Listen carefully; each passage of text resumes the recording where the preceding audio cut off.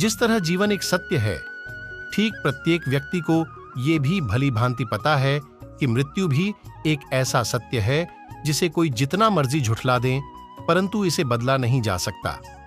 कहने का अर्थ है कि जिसने इस पृथ्वी पर जन्म लिया है, उसे एक न एक दिन अपने प्राणों की आहुति देनी पड़ती है। इस बारे में हम में से बहुत से लोगों ने कई बार अपने बड़े बुजुर्गों से कहते सुना होगा कि मृत्यु के बाद मनुष्य शरीर की आत्मा 13 दिनों तक अपने घर में रहती है। मगर ऐसा क्यों?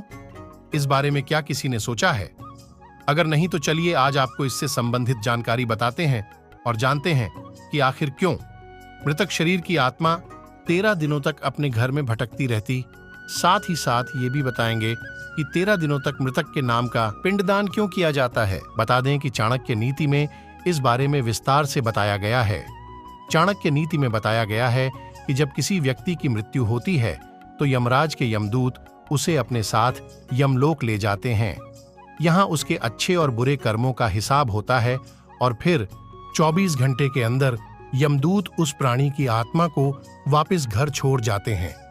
यमदूत के द्वारा आत्मा को वापस छोड़ जाने के बाद मृतक की आत्मा अपने परिजनों के बीच भटकती रहती है और अपने परिजनों को पुकारती रहती है, लेकिन उसकी आवाज को कोई नहीं सुन पाता।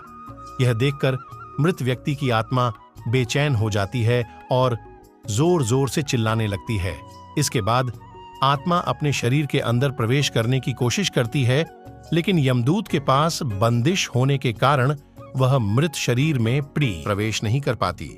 इसके अलावा चाणक्य नीति की माने तो जब यमदूत आत्मा को उसके परिजनों के पास छोड़ जाती है तो उस समय उस आत्मा में इतना बल नहीं होता कि वो यमलोक की यात्रा तय कर पाए।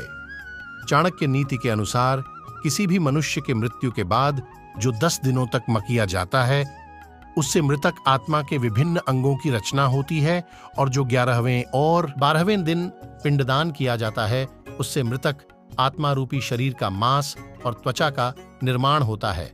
और जब 13वें दिन 13वीं की जाती है तो उस दिन मृतक के नाम का पिंडदान किया जाता है।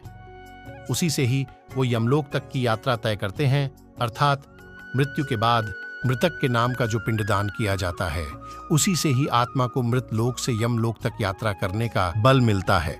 इसलिए ही चाणक्य नीति में बताया गया है, जब किसी मनुष्य की मृत्यु हो जाती है तो उसकी आत्मा 13 दिनों तक अपने परिजनों के पास घर में भटकती रहती है और उसके बाद आत्मा मृत लोक से यमलोक की ओर निकल पड़ती है, जिसे पूरा करने के लिए उसे 12 महीने यानी कि 1 साल का वक्त लगता है।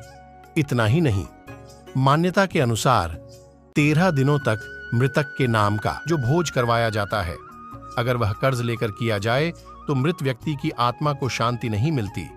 इतना ही नहीं, चाणक्य नीति में यह भी बताया गया कि जो व्यक्ति जीवित रहते हुए अच्छे कर्म करता है, मृत्यु के बाद उसकी आत्मा को यात्रा के दौरान यमदूत कोई कष्ट नहीं देते, और जो व्यक्ति बुरे कर्म करते हैं उसकी आत्मा को यमदूत यात्रा के दौरान कई यातनाएं देता है और आत्मा को कई कष्ट भोगने पड़ते हैं। अगर आप सबको यह कहानी अच्छी लगी हो तो चैनल को लाइक सब्सक्राइब करें।